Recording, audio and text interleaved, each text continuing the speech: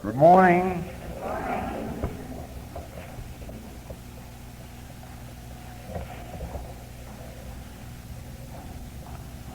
This is Monday morning, March 9th. And we are in Los Angeles. Tonight, we are to start our closed classwork here. But this morning, some of the members of that class have met in much the same way that we have done in the past year in other cities, having small groups of practitioners, teachers, workers in the message of the infinite way, for informal talk, questions, answers, and any form of helpful activity that may unfold from the Father to us.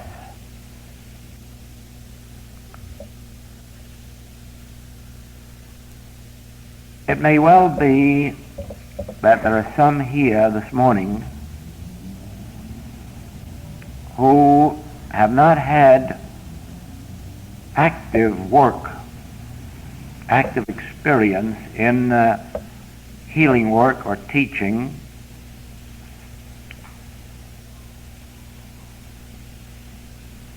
and I'm sure that they will derive some benefit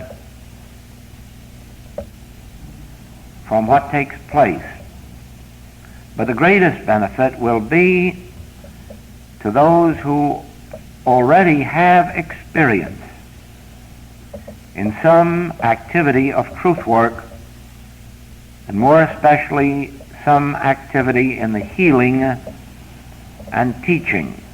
Now,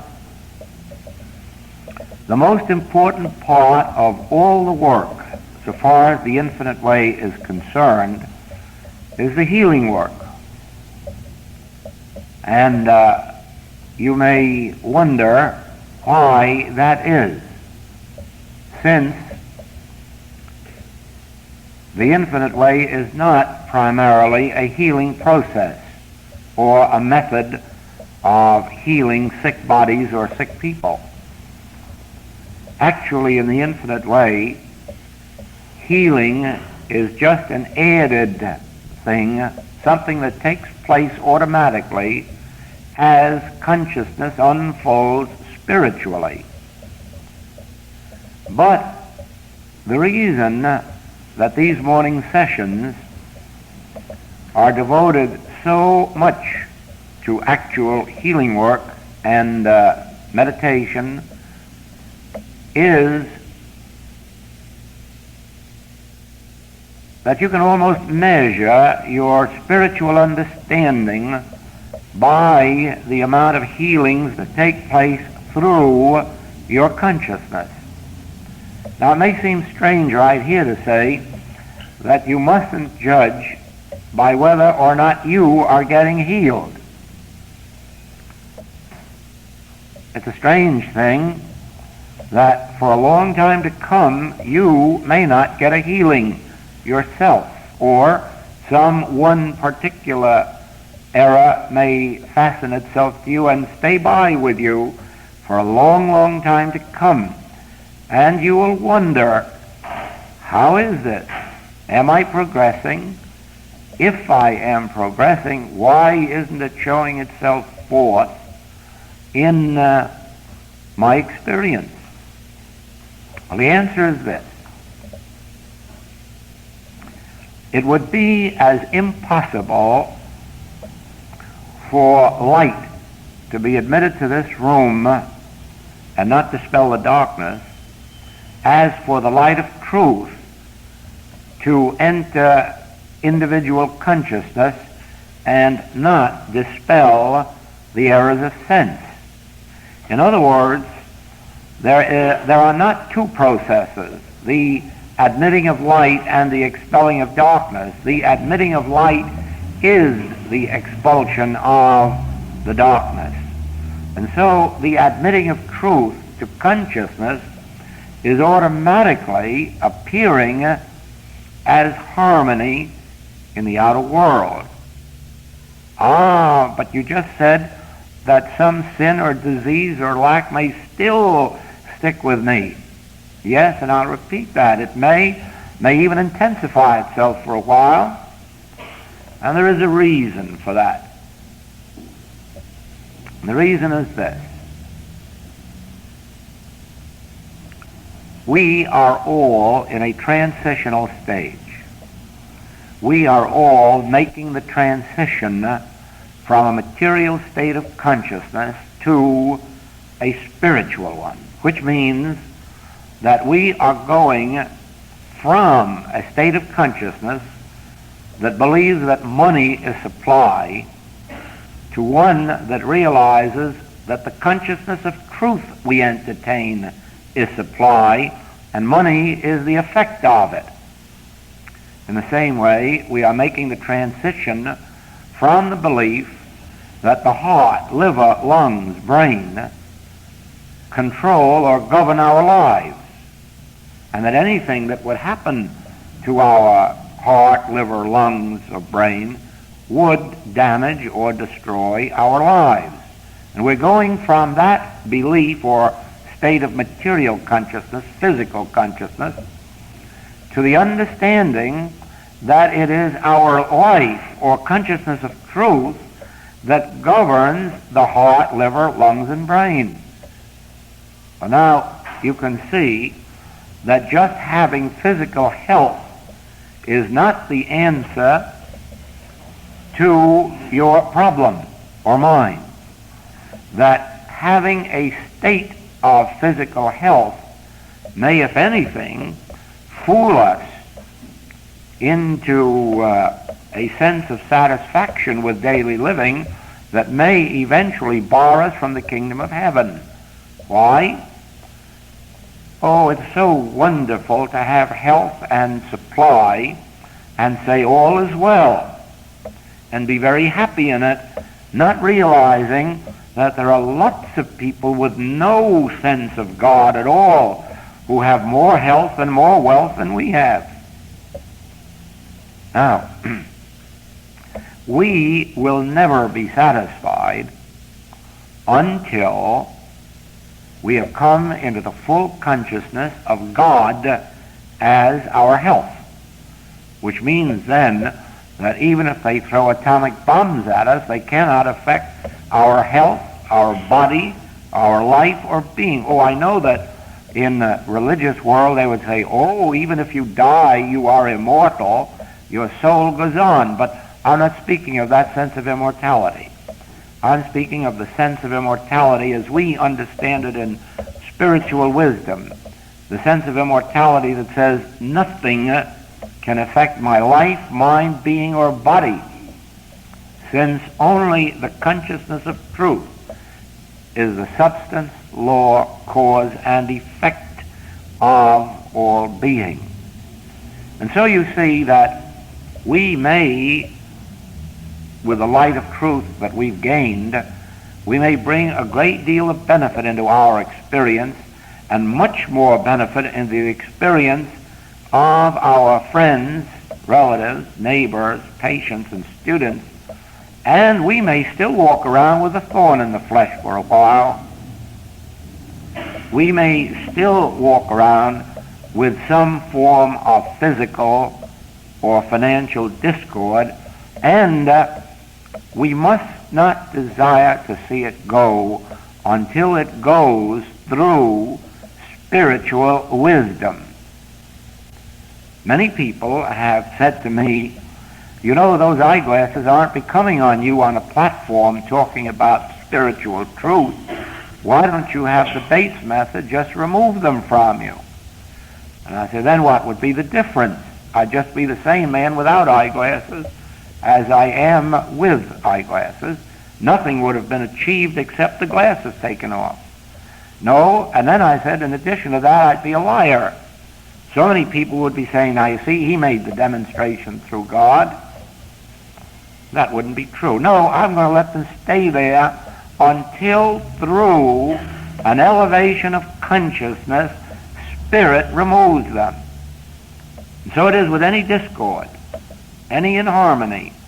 I have been through in years past a sense of financial lack, but I did not try to remedy the situation by asking people for money or telling them they ought to be grateful or ought to pay me or borrowing it, for the simple reason that that would not have met my need.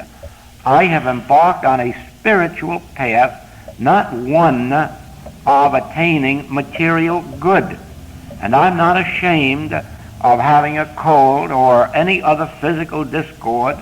I'm not ashamed of lack or limitation if it is part of my experience. I'm not a metaphysician who says you can tell how much spiritual understanding I have by how many homes or automobiles I've got, or I can afford a yacht. That is not the sign of spiritual unfoldment. But with spiritual unfoldment does come economic freedom, and abundantly too, and the freedom of body abundantly too. But if we do have a discord here or there, let's not be ashamed of it. I don't mean boast of it either, but let's not be ashamed of it. I don't discuss this outside of a class of this kind, but all cards are on the table here. I'm giving you everything I know for your benefit, and not merely for yours, but for the benefit of those who will touch your consciousness.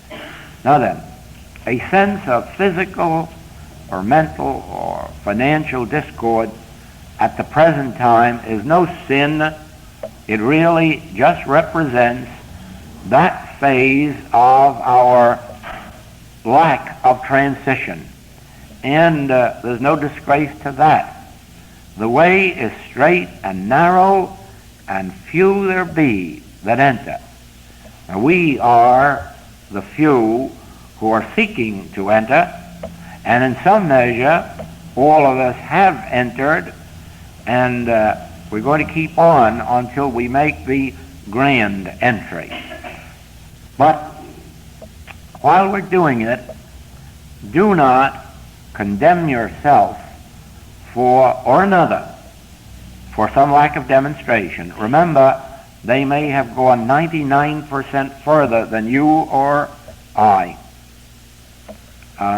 in some ways that are not visible to us, and that we would gladly exchange for what we have progressed in. I know that that is very, very true, that there are modes and means of spiritual development and unfoldment that go far beyond any immediate sense of merely health and wealth.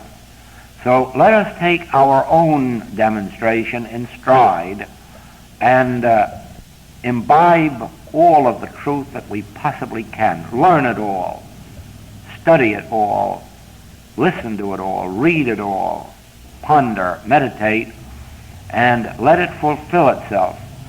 And if at the moment we are able to help others more than ourselves, they said the same thing of the Master. Others he could save, but not himself.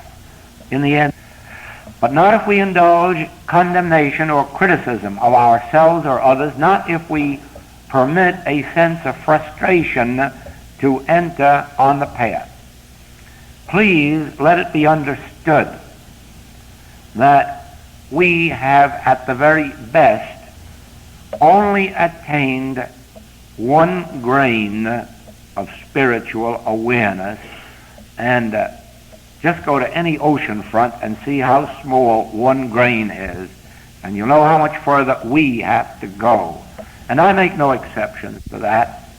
I know nothing about whether or not Lao Tse or Buddha or Jesus Christ attained all they're credited with having attained in the complete fulfillment, but those that we have come personally close to those of our own era whom we have known or met or heard about, none so far have attained the supreme demonstration of complete oneness while yet tabernacling in the flesh. Yes, it is possible that at a moment of transition, even what the world may call death, passing on, that one may attain, may step right from this lack of completeness into the full awareness. But so far, we have nobody on earth, not certainly in this generation or the last one, ready to claim that they have attained the fullness. Now let this be understood. The fullness has been attained in momentary glimpses. There are many on earth at this very moment who have attained the full and complete realization and revelation of Christhood in momentary flashes of meditation, inspiration, initiation. But they cannot walk the face of the earth, or at least are not walking the face of the earth, in the complete sense of Christ's attainment. All of this really means stop depreciating yourself. Stop criticizing. Stop condemning yourself. If you attain that, you will attain the second, of loving your neighbor as yourself. In other words, you will no longer criticize, judge, or condemn your neighbor's lack of demonstration. But first, overcome the mastery and give up all sense of rebellion, frustration, doubt. And that leads naturally to this.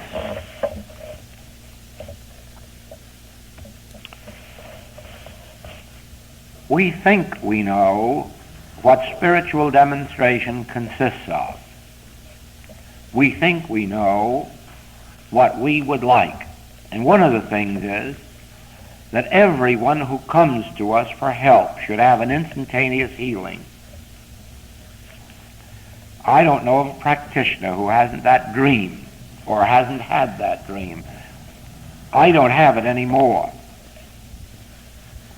because I have seen so many instantaneous healings where nothing happened to the individual except the greater sense of freedom to go back and sin again. You know, that was one of the lessons of the Master.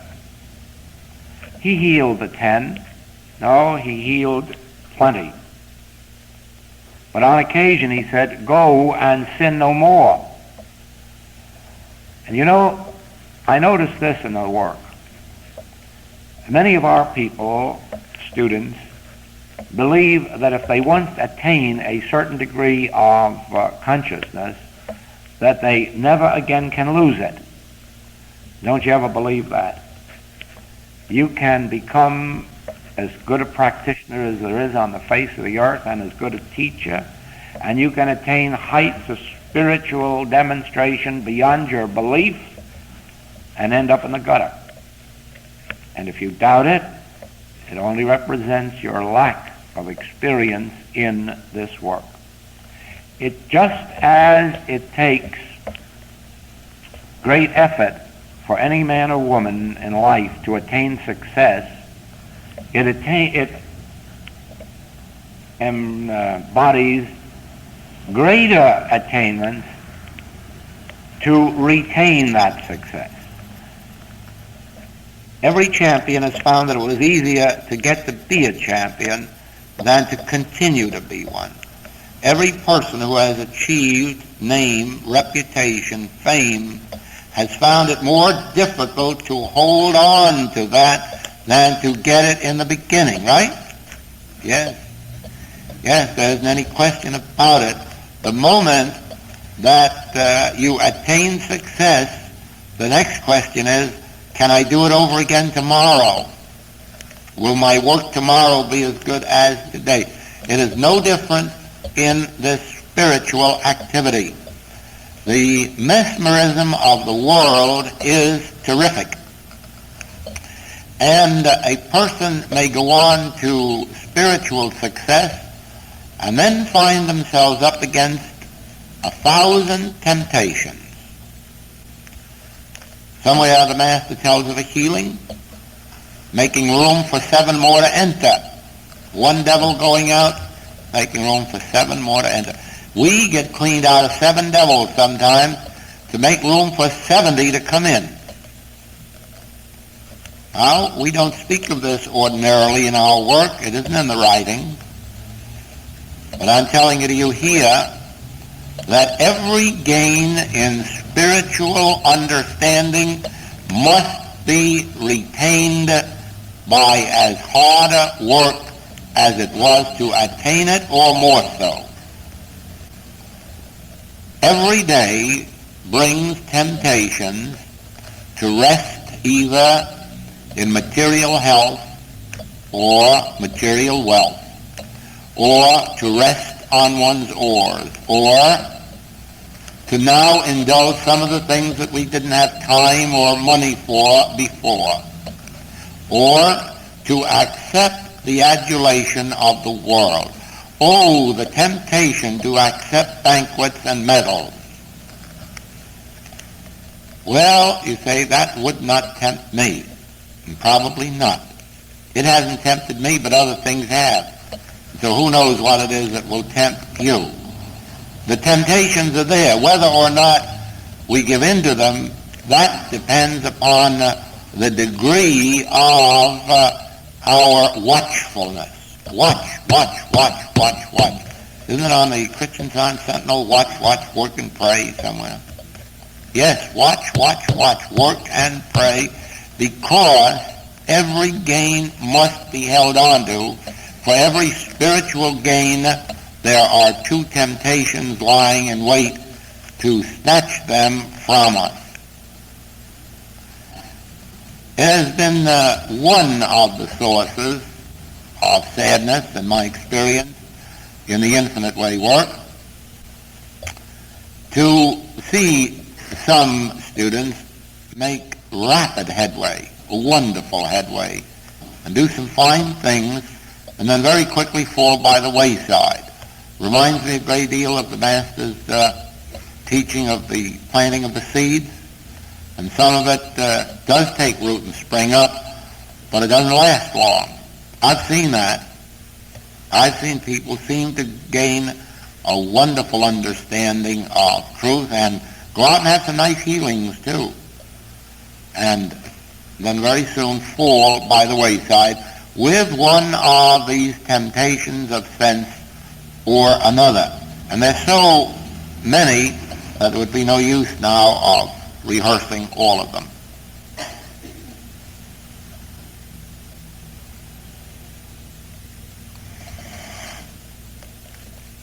Now, in our work, we have need to watch one word. One word can make us or break us. One word alone can not only set us on the path, it does set us on the path. Rightly understood, it will keep us there. If we're not careful, it will unseat us. And that word is the word I. Now watch it. Watch it. If I may illustrate it this way, we speak of Jesus multiplying loaves and fishes. Never believe for a moment that it happened. Never believe it. The Christ multiplied loaves and fishes, and Jesus stood by probably with amazement and watched it take place. Moses opened the Red Sea. No, he didn't. No, he didn't. The Christ did. and Moses was the vehicle of it. Had Moses ever put the word I in there, it would have been his undoing, or Jesus. It was only Jesus' complete understanding of the fact that I can of my own self do nothing, that my doctrine is not mine, that I bear witness only to the Father. Only that made him what we call the Savior, the Messiah. Had he for a moment thought that he was endowed with spiritual power, he would have been lost. And anyone today who believes that they are endowed with spiritual power will be lost. Nobody is endowed with spiritual power. God alone is spirit, and God alone is spiritual power. And the best that we can do is become, through non-action, through non-I, the not-I, the instrument for its activity. I could illustrate that in an experience that happened recently.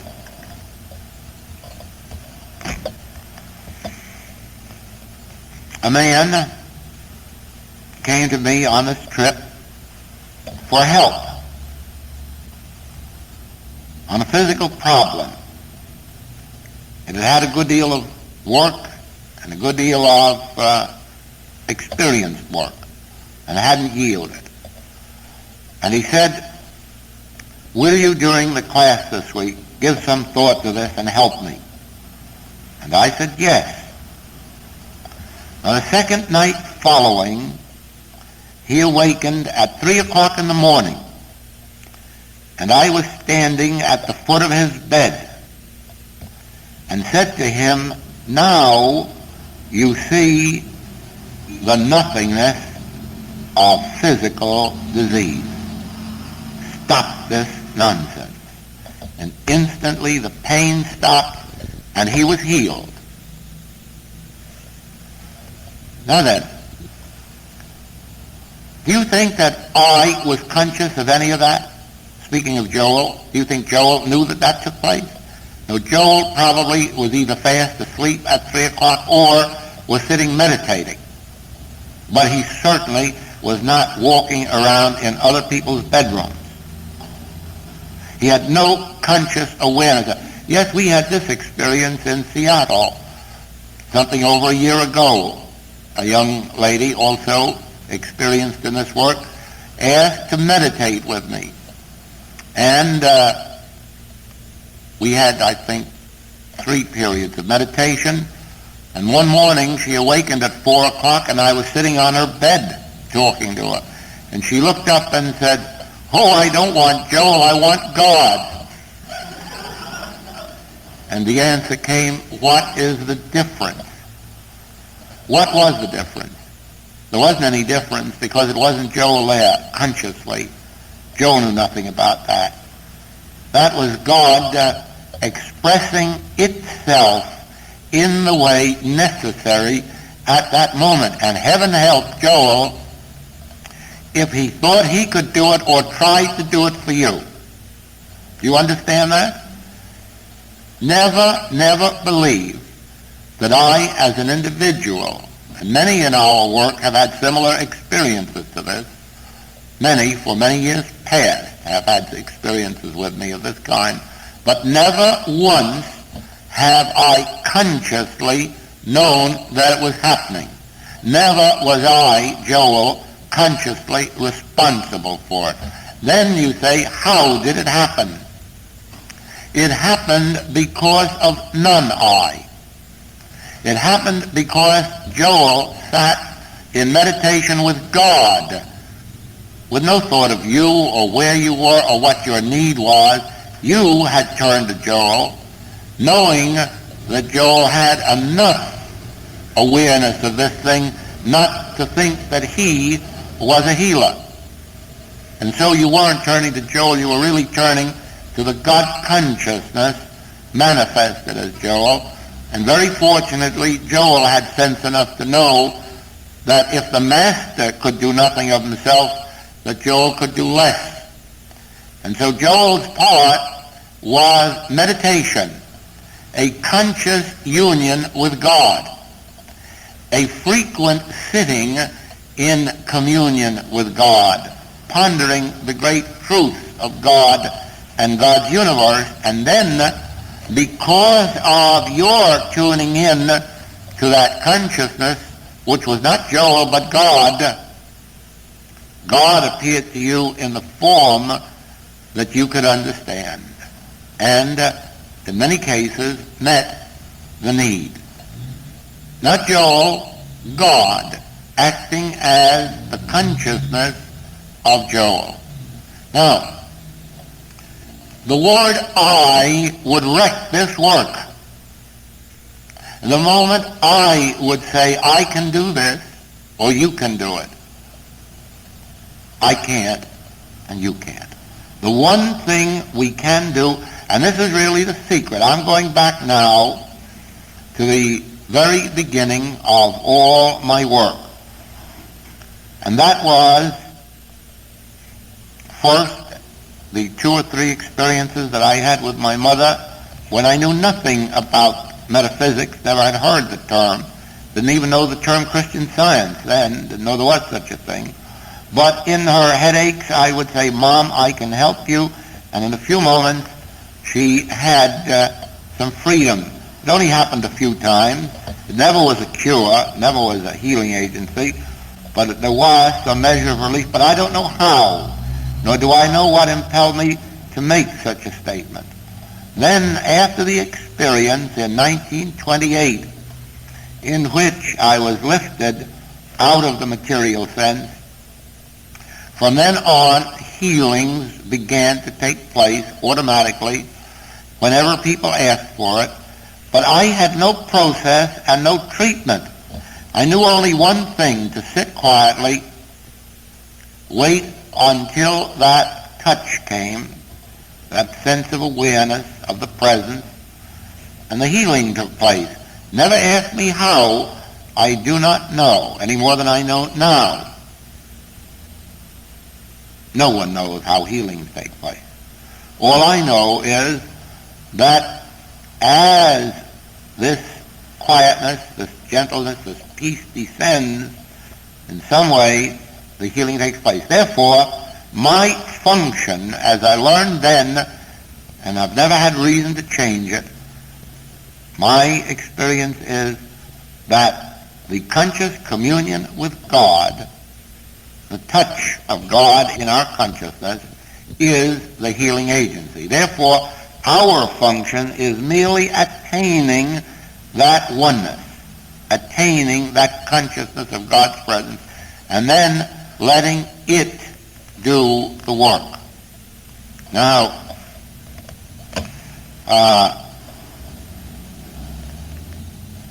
you might say, then, what about all of this treatment that we have whole chapters on in the writing?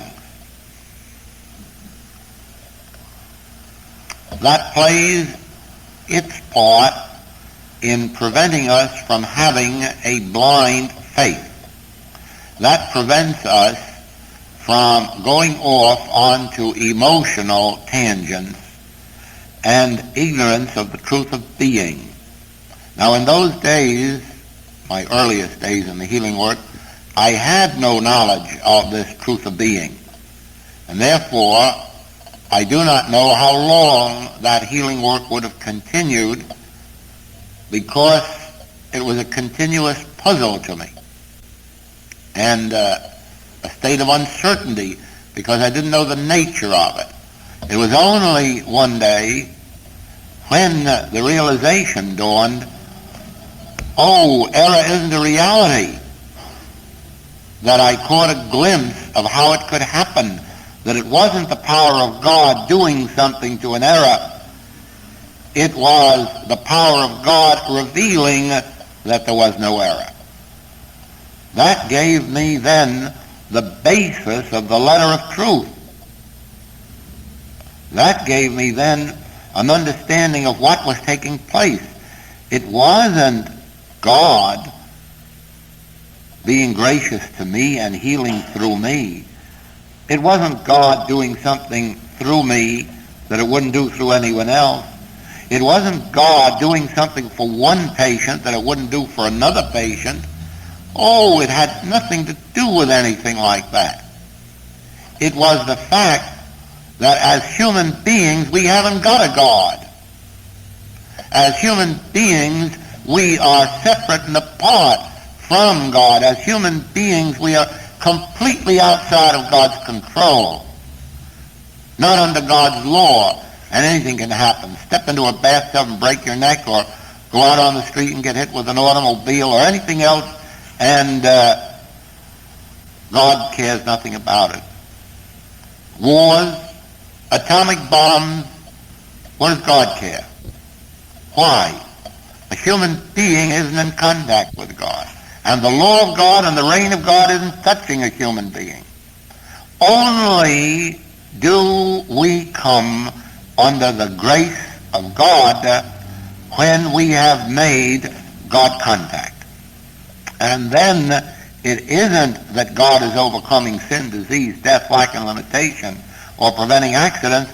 It is that we are in a state of consciousness where those things cannot and do not happen, where sin, disease, death, lack, and limitation have no existence. Now there is the entire secret of spiritual living. Unless you can give up the theological belief in a God who will answer prayer, a God who will come down to meet some human need, a God who is sitting somewhere, even within you, withholding it until you arrive at the right prayer or the right practitioner, that must be given up, or until you learn the right combination of words. All of that superstitious theological teaching about God must be given up for the truth. What truth? That your conscious communion with God lifts you into a state of consciousness where materiality does not reign, where there are no laws of matter. Did you ever stop to realize any healing that you've ever experienced, of your own or another's, has been a proof that there are no laws of matter? Let us take a simple cold, which is based on the belief of germs. Every cold is based on the germ theory, I believe. There's a germ that passes from one to another, a germ that we contract or contact, and it gets into our system and does something to it, thereby proving a law of matter. But now you go to a metaphysician who never touches a piece of matter, who doesn't have to come within 3,000 miles of your physical self, and the cold disappears. Where is that law of matter? Can a law be overcome? No. Nobody can overcome a law. There's a law of like begetting like. Roses come from roses, peaches from peaches, white from white, black from black. Can you overcome it? No. Can you set it aside? Can you have an exception to it to prove the rule? No. 2 times 2 is 4. You can't have it ever come 5 or 3.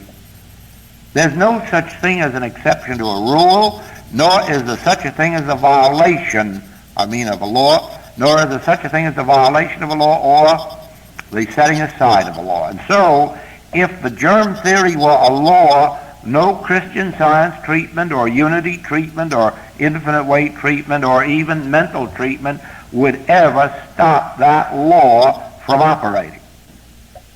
Now every law, every healing then is a proof that there is no such thing as a law of matter. But you say, look at the hospitals, look at the cemeteries. Certainly they are living witnesses to the power of a belief of material law, that is, of a consciousness apart from God. Because all of those things are happening in this state of consciousness which is called material or human. Is it happening in God consciousness? No. No. Does it happen to anyone who is in God consciousness? No. Do practitioners get the diseases of their patients? No. Do practitioners have to wash in alcohol and perfume themselves with antisepticides and all the rest of these things? No. No. Why? Because there is no such thing as physical contamination, because there are no laws of matter. Now, I do believe that metaphysicians, because the first approach to this work was the mental, actually accepted the belief that although there was no physical contamination, there was mental contamination. And so they began to fear certain types of thought, fearing that the thought of one person, a bad thought, an evil thought, a revengeful thought, or a sensual thought, could pass from one individual to another. They'd already overcome the belief that diseases couldn't pass from one to another physically, but they could mentally. Well, now let's come up a step higher than that and understand that the mental and the physical states of consciousness are merely two levels of the same consciousness.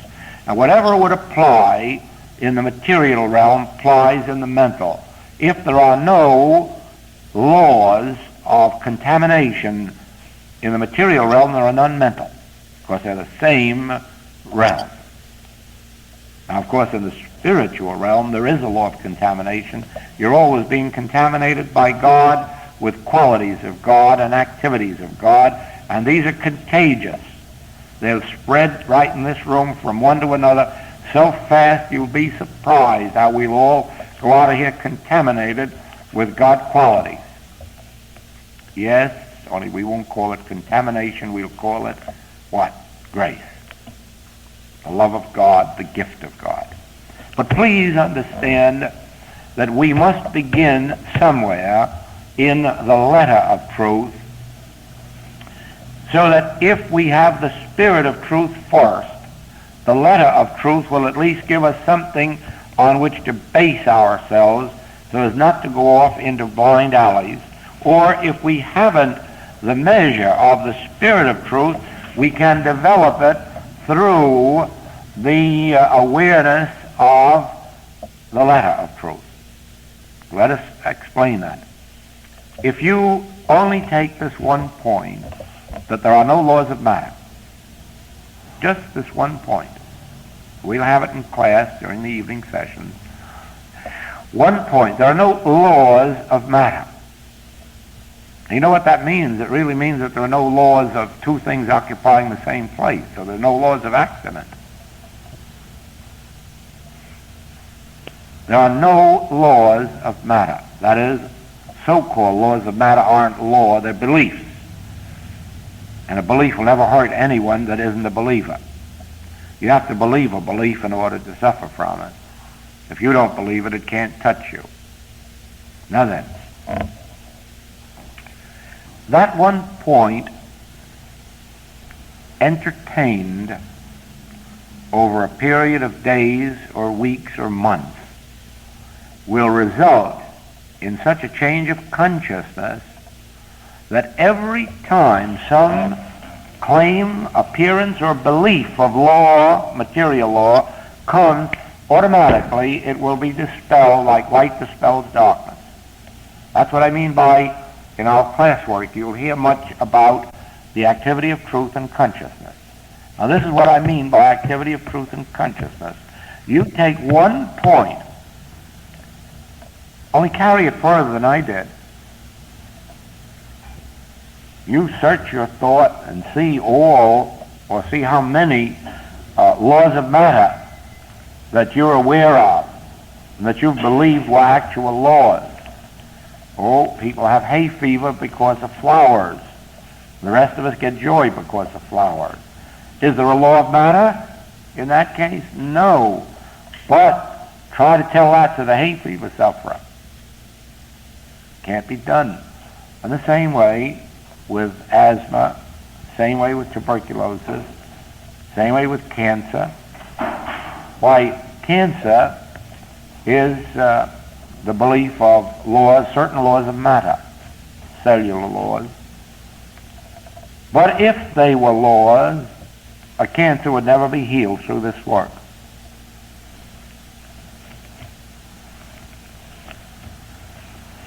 they are healed. Someday they all will be healed through it. One point like that, entertained in thought, that particular activity of truth in consciousness, will develop the spirit or consciousness of truth, so that many times, without a conscious thought, a law of matter will be brought to your attention and dispelled, sometimes without your doing anything consciously about it. The mere fact that you are in that higher consciousness that recognizes, gives no honor to laws of matter, dispels it.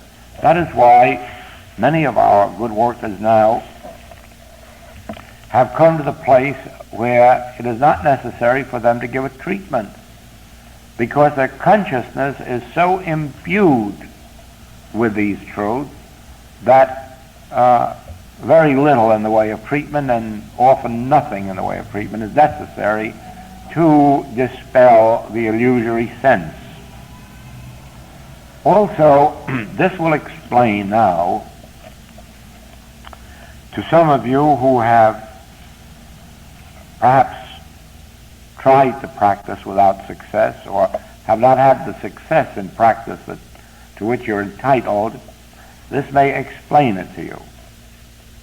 You can't have any greater healing success than your consciousness of truth. And so, if you haven't a clear assurance of the truth, that there are no laws of matter, if you haven't attained some measure of consciousness of that, don't expect too much in the way of healing. In other words, even to go out of here with the statement there are no laws of matter may not result immediately in healing works. You may have them at once, and then you may have them disappear in a week or two or three. It'll be up to you whether or not you take a point like this and hold to it on every occasion until it becomes a spiritual law. This truth becomes a spiritual law within your being. I mentioned yesterday this idea of these two men who had been healed of at least the acute sense of intoxication by these two girls knowing the truth. Now you see, there was a specific truth in consciousness, and reciting the fact that matter is not a law won't stop alcohol from intoxicating one. But living and moving with this truth will develop a state of consciousness, and ultimately intoxication will have no place and no presence, no power in your presence. And no one will be able to indulge any great degree of alcoholism, if any, in your presence. If your consciousness becomes imbued with the truth that there are no laws of matter. Do you see that point? Now, however, you must carry that to see what the laws are that tell about the power of alcohol, the power of infection, the power of contagion, the power of accident. These are all laws of matter. And think of all the cases that you know where laws of matter are holding people in bondage to sin, disease, death, old age, lack, and limitation. Why, every appearance of age is nothing more or less than a belief that matter has a law, and the law is deterioration in time. Do you see that? But now one point like that can change a person's entire life. Grasping, understanding one point like that can change not only their lives, but the lives of all who touch them. But you can see now why I say that it is not given to everybody who studies truth to be a good practitioner. But it's for this reason.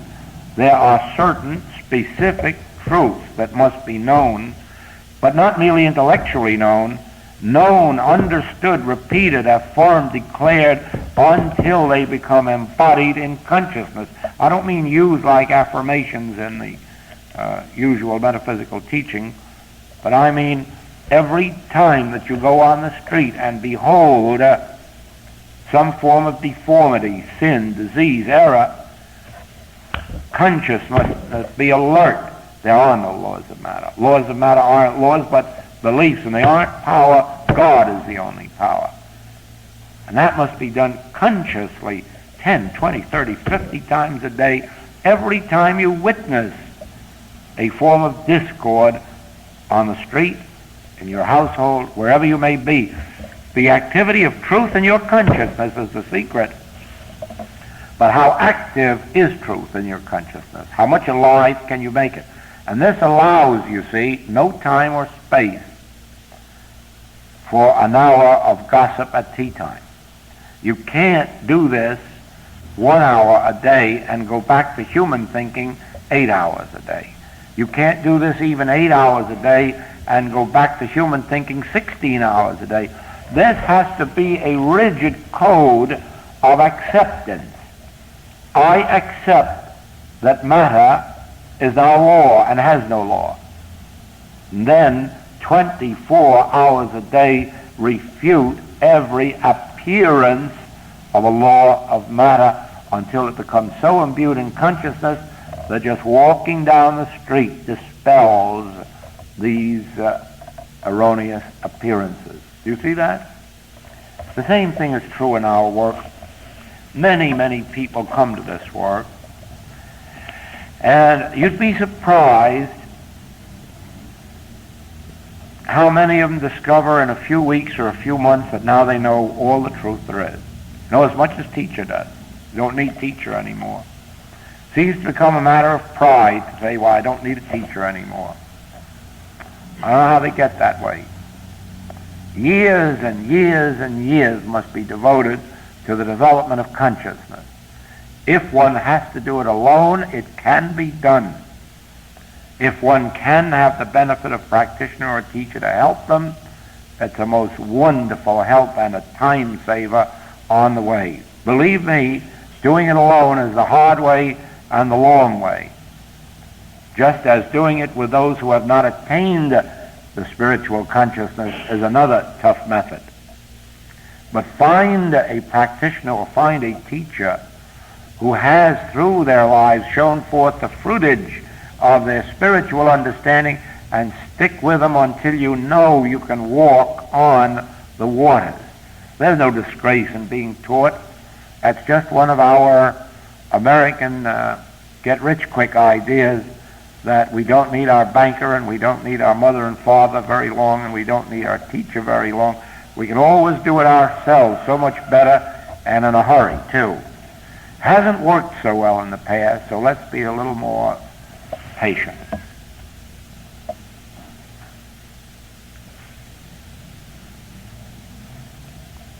Do you see how these sessions fill a need that the regular classwork doesn't do?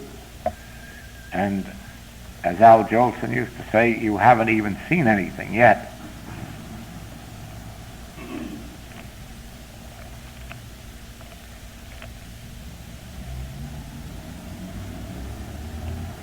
I spoke of that false sense of I. When you learn to sit back and commune with the Father, and you get this first awareness of the presence, you will very quickly know that I of my own self can do nothing.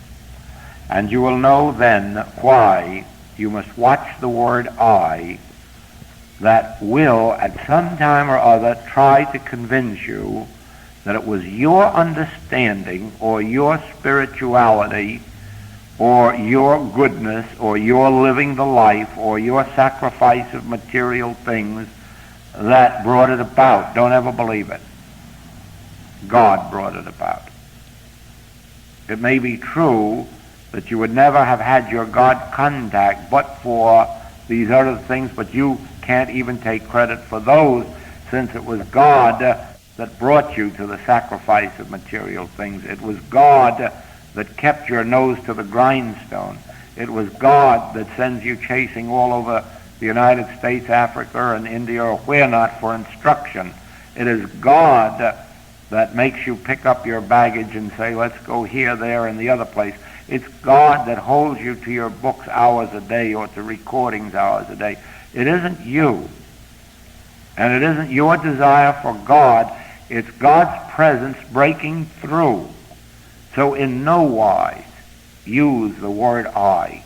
In no wise believe that any spirituality on your part, or any abstaining from coffee or tea or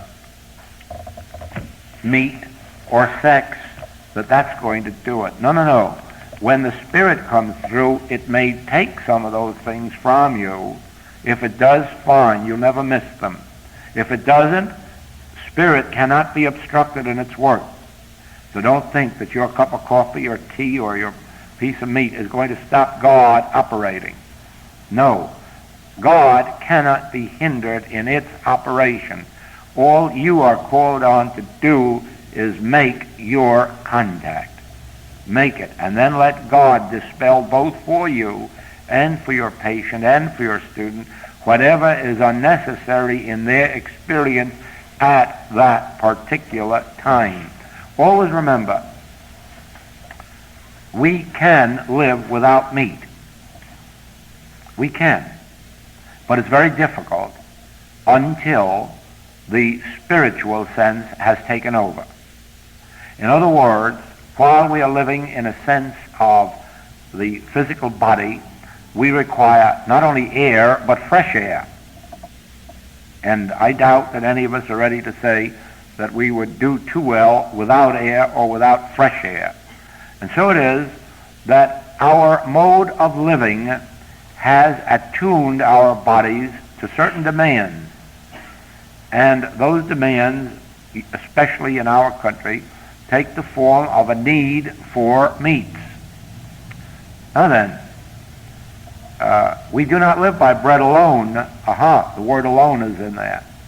We do not live by meat alone, but for a while we require meat. Now then, as the Spirit takes over, it eliminates that. And people can go forever without meat, or for months, or for years without it, with no injurious effect. But why? Because the Spirit is doing that which formerly was the function of meat. And so it is.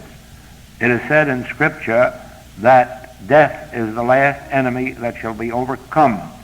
And I ask you to believe, not merely for your own sakes, but for your patients and your students, please believe that sex is the next to the last enemy that will be overcome, if it is an enemy.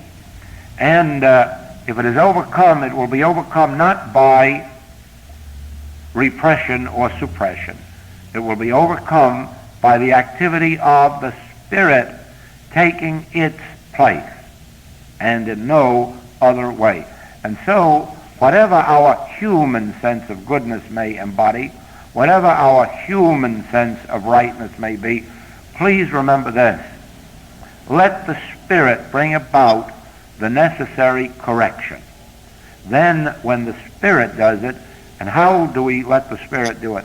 Through this inner communication or communion or oneness or attunement with God. As we more and more feel that flow of the Spirit, we lose the sense of outer needs, outer entertainment, outer toys of any nature, outer joys, outer things. The inner fulfills in every case. And so, when you're dealing with your patients, when you're dealing with your students, do not try to correct them humanly. Do not try to make them better humans.